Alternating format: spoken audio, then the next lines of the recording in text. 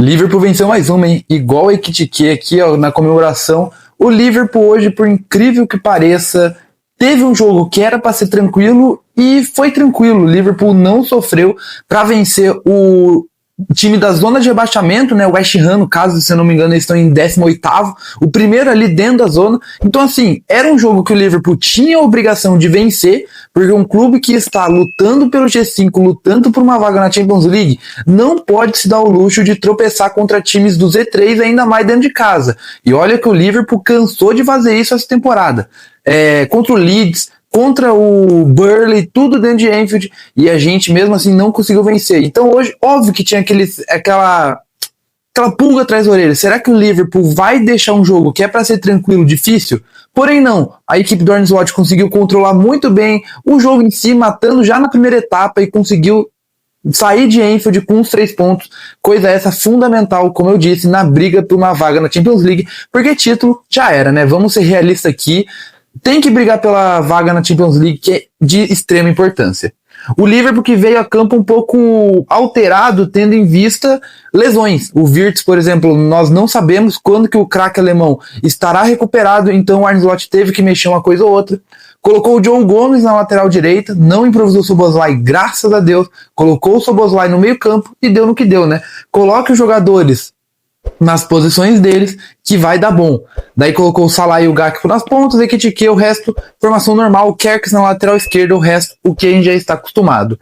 E assim, não tinha cenário melhor para o Liverpool do que fazer um gol logo nos minutos iniciais, e foi exatamente isso que aconteceu. Aos 5 minutos os Reds abriram o placar, bate-rebate ali, após um cruzamento, a bola sobrou no Gravenberch, encontrou ali o Ekitike, chutou no cantinho do goleiro, muito boa finalização do francês, que voltou a marcar depois de um tempo, muito importante para a confiança dele, abrindo o placar 1-0, e ali assim, o Liverpool administrou, conseguiu não sofrer, a primeira etapa realmente foi muito boa, o West Ham não conseguiu fornecer perigos ao Alisson, tanto é que o Liverpool conseguiu fazer o segundo gol aos 24 minutos, não demorou muito, nem mesmo 20 minutos ali que o Liverpool ficou sem fazer gol. Cruzamento de escanteio do Szoboszlai, bola parada, na cabeça do Van Dijk, que o capitão chegou cabeceando e fazendo assim o 2-0. O Liverpool ainda teve mais chance para fazer mais gols na primeira etapa, porém só foi fazer de novo um cobrança de escanteio. Cruzou, o Ekitike ajeitou para trás e o McAllister, que estava vivendo uma fase artilheira, né, já tinha feito contra o Nottingham Forest, voltou a marcar hoje novamente, chegou chutando um lindo gol. Eu não posso mostrar os gols aqui, evidentemente por causa dos direitos autorais, mas depois pesquisa lá, Liverpool gols contra o West Ham, o do McAllister foi um golaço, muito... Não é muito parecido, é que tipo, foi pegando de primeira, mas o gol do Kimmich contra o Borussia Dortmund hoje também, uma chapa inacreditável, ele é muito craque. Veja os 2 gols, mas primeiro veja esse vídeo, depois o gol do Liverpool, depois o gol do Bayern de Munique, mas voltando aqui para não perder o fio da meada, 3-0, McAllister, um golaço. Ali a gente pensou, o jogo já tá resolvido, tranquilo, Liverpool administrando, é só voltar com essa mesma pegada no segundo tempo. Esse que é o problema, né? Eu disse que foi um jogo tranquilo, mas não 100% tranquilo. Óbvio que o Liverpool ia oferecer um susto ou outro, e aos 49 minutos a zaga dormiu, e o Souček fez o 3-1 logo no início da segunda etapa, e a gente pensou, será que o Liverpool vai se dar o luxo de perder esses 3 pontos, de deixar o West Ham fazer o 3-3? Não, para sorte nossa não, e para alegria nossa, o Liverpool foi para cima, mesmo um pouquinho desatento. O West Ham teve mais chance na segunda etapa, o Liverpool continuou também tendo, o Gakpo perdeu uma chance inacreditável que não pode perder, porém mesmo com esse gol perdido, o Gakpo não foi de tudo ruim nesse jogo, incrível que pareça, eu critico muito o Gakpo aqui, mas quando tem que elogiar, eu elogio. O Gakpo fez um jogo ok, assim, e perto do que o Gakpo estava, fazer um jogo ok já é muita coisa. Então, o holandês foi sim bem, não vou assim, difamar o Gakpo, ele jogou o arroz e feijão dele ali, né, e conseguiu fazer um gol, se redimiu do gol que ele perdeu aos 70 minutos, jogadinha clássica do Gakpo, cortou para a direita, chutou, a bola meio que desviou, matando o goleirão e fez o 4-1. Mas mesmo assim o Liverpool não deixou o torcedor 100% calmo, porque levou o 4-2 logo nos minutos seguintes, aos 75, cruzamento para dentro da área, um gol típico de Arsenal que infestou essa Premier League, né?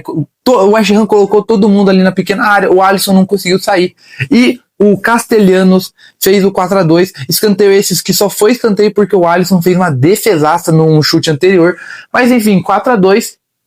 mas nenhum grande problema assim, porque o Liverpool tratou logo de matar de vez qualquer chance.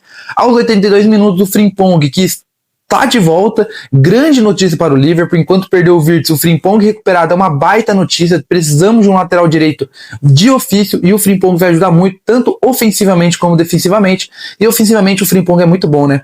Fez ali a jogadinha dele, fez o salseiro, colocou para dentro da área, e o jogador Axel Disasi fez o gol contra, finalizando assim 5-2. Não tivemos gol do Salah, né? Por incrível que pareça, o Salah chegou ao 10º jogo de Premier League sem balançar as redes. Não foi um jogo bom do egípcio, que realmente tem que aceitar que o fim está próximo, cara.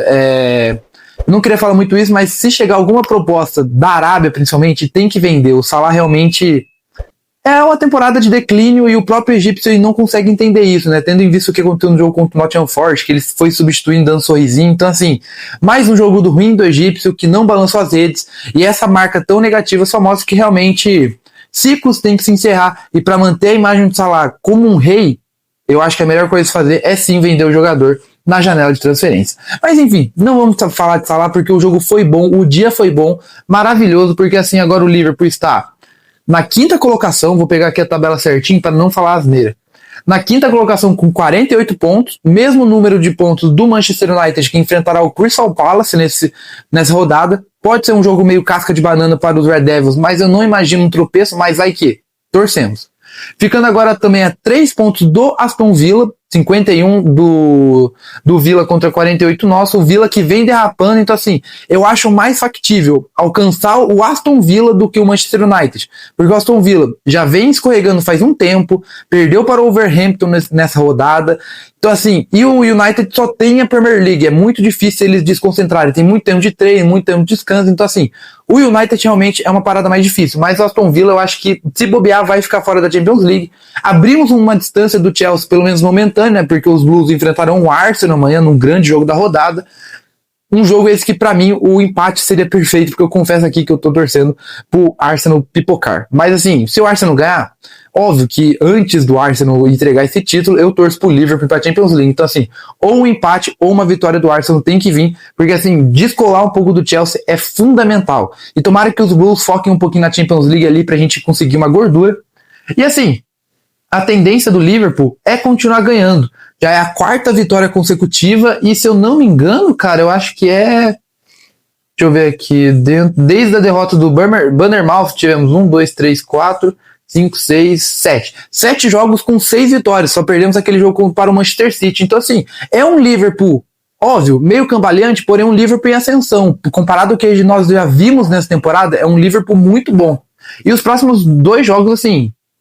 tem que vencer. O Wolverhampton pela Premier League e o Wolverhampton pela FA Cup, os dois lá em Wolves, né, lá em Wolverhampton, vitórias obrigatórias. Depois jogaremos contra o Galatasaray, contra o Tottenham e Galatasaray novamente, mas o Galatasaray é mais pra frente, o Tottenham também, vitória obrigatória. Então a tendência é o Liverpool conquistar mais 6 pontos e quem sabe até o jogo de volta contra o Galatasaray e Enfield já estivermos com um G4 consolidado, pelo menos para mim ia ser o plano ideal, porque daí a gente vai administrando a Premier League e focando no realmente o que a gente tem chance, talvez uma FA Cup ou quem sabe no maior dos sonhos, uma Champions League. Mas pelo menos o Liverpool vem se recuperando, torcer pro Wirtz voltar o quanto antes, quem sabe se a gente continuar vivo na Champions, pegue um Isaac ainda em fase final de recuperação ou talvez recuperado. A temporada tem sim chance de terminar boa. Torcemos para que isso aconteça, mas o Liverpool tem que continuar essa pegada de melhora. Comenta aí o que você achou desse duelo, quais são suas perspectivas para o futuro dos Reds. Se você gostou do vídeo, já peço seu like, que ajuda demais na divulgação do canal, do conteúdo, sua inscrição, e se já for, compartilhe o vídeo com aquele amigo que gosta de futebol, que eu tenho certeza que ele vai gostar do conteúdo. Até a próxima, provavelmente teremos vídeo falando do jogo do Corinthians contra o Novo Horizontino amanhã, meio-dia, se eu não dormir. Mas eu acho que eu não vou, e tomara que o Corinthians ganhe. Falou e fui. Tchau.